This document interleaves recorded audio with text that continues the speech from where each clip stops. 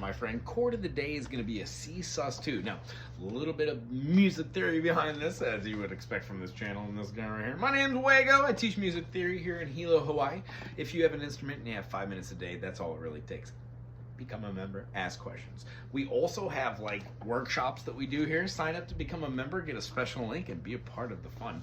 When we're playing like a C2, gee golly whiz, we can play a plethora of different chords which exhibit the same chord quality, which allow us to, like, I guess you would say, circumnavigate around our fretboard and get the same feeling out of all these chords. So you can play a lot of really cool stuff. Today I'm going to teach you a couple inversions. If you need to know what a chord is for a song you're playing, you could actually just type in my name, W-A-G-O, and then the name of the chord. It'll pop up. I'll show you a bunch of different ways to play it. You can ask questions in the comment, and then we can go from there. If you want to, today we can see this as being something special. When we're playing a C, E, and G, we're playing a major. By adding just in one note and calling it the D note, we are forming something called a C add 9.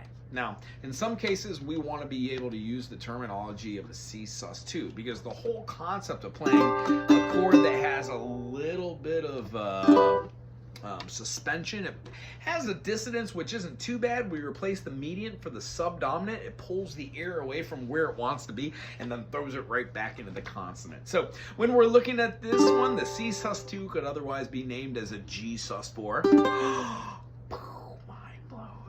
Chords have 2 names, 4 names, 6 names, 13 names, depending on how many different shapes you want to put in there and how many different extensions and what instrument you're playing on.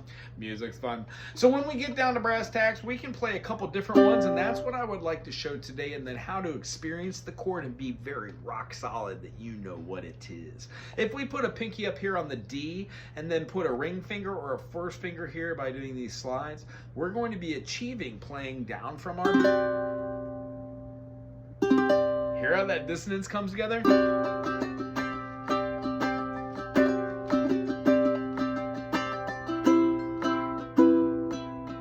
can build dissonances all over, but incorporating this chord into your playing might turn it magical. Another great one to exhibit is the one at the 5th fret. If we just play up top here and then we play all the way out a minor third, but take our finger and put it over to the C string. Look at that nonsense. The only thing about this is we're going to have to give it a, oh, not C string, sorry, E string. We're going to have to give it a little bit of shuffle. Half step. Nice. And you can do the same thing here. All the way up to the 10th fret. That also gives us and exhibits this chord for us. So there are 3 possibilities and ways that you can move around the fretboard. The quest is, how do you make something fun and challenging and interesting? I don't know. Put it out there. Maybe like, that's a huge chord. It incorporates a lot of what we just did, but these 2 extra notes.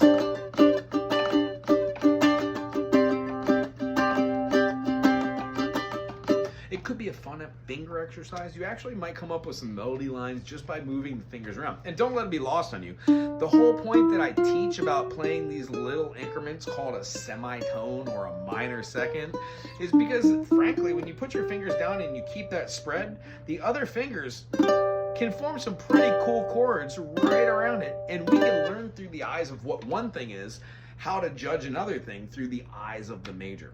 Gee golly whiz. If you enjoyed this, thumbs up, put something cool in the comment section. If not, there are plenty other things to do today. Aloha to you.